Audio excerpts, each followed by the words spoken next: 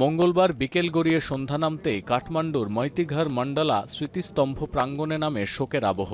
কারাকোরাম পর্বতমালার ব্রড পিকে তুষারধসে প্রাণ হারানো পর্বতারোহী নির্মল পূর্জা ও অভিযাত্রীদের স্মরণে মোমবাতি প্রজ্বলন করেন স্থানীয় নেপালিরা।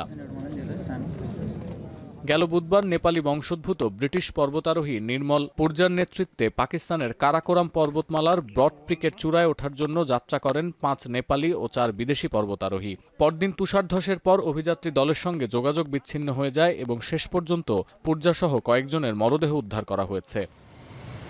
ভিটামিন ই ও সি সিরাম ৮টি প্রাকৃতিক অয়েল সমৃদ্ধ লিলি সিরাম অয়েল, যা চুল পড়া কমায় মাত্র ৩০ দিনে। কিন্তু এই মৃত্যুকে এত সহজে মেনে নিতে পারছেন না অ্যাডভেঞ্চার প্রেমীরা। নির্মল পূর্জা সহ ওই নেপালি আরোহীরা ছিলেন অত্যন্ত চৌকস অভিযাত্রী। ডজনখানেকবার মাউন্ট এভারেস্টের চূড়ায় আরোহণ, অক্সিজেন ছাড়াই ৮০০ মিটার উঁচু শৃঙ্গ জয়, সবচেয়ে প্রাণঘাতী K2 পর্বত, তাদের কৃতিত্ব আর সাহসিকতার লিস্ট অনেক দীর্ঘ। আর সবচেয়ে মর্মান্তিক, পদকপ্রাপ্ত ব্রিটিশ নেপালি পর্বতারোহী নির্মল পূর্জার প্রয়াণ। ৬ মাসের কিছু বেশি সময়ে বিশ্বের ১৪টি সর্বোচ্চ শৃঙ্গ জয় করেছিলেন এই পূর্জা। নিমস নামেই বেশি পরিচিত নির্মল পূর্জা ছিলেন এই প্রজন্মের সেরা পর্বতারোহীদের একজন। International federation of mountain guides অ্যাসোসিয়েশনের সনদপ্রাপ্ত মাত্র ১০০ জন নেপালি গাইডের মধ্যেও নাম ছিল পূর্জার।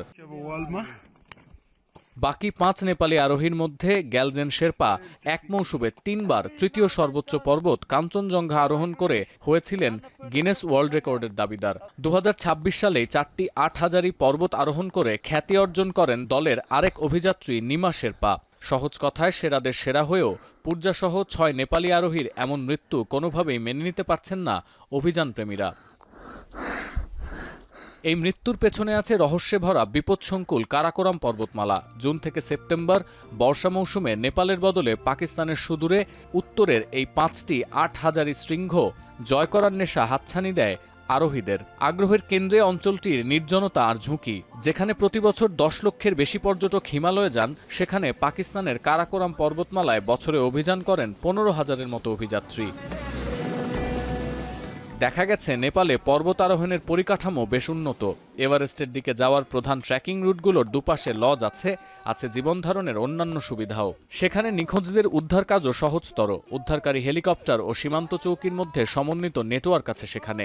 বিপরীতে কারাকোরাম পর্বতমালা একেবারে বিচ্ছিন্ন এলাকায় হওয়ায় সহজে অবতরণযোগ্য স্থানের সংখ্যা কম। সাবেক গাইডদের অনেকেই বলছেন, এই ঝুঁকি আর প্রাণ যাওয়ার ভয়কে অনেকেই অভিযাত্রার মূল চালিকা শক্তি মনে করেন। কারাকোরামে গিয়ে প্রাণ হারানো আরোহীদের ইতিহাস কখনোই ভুলবে না নতুন প্রজন্ম, বরং তাদের অভিযানের গল্প আরও অনেক গাইডকে অনুপ্রাণিত করবে। সতীর্থ কর্মকার, এখন বিশ্ব।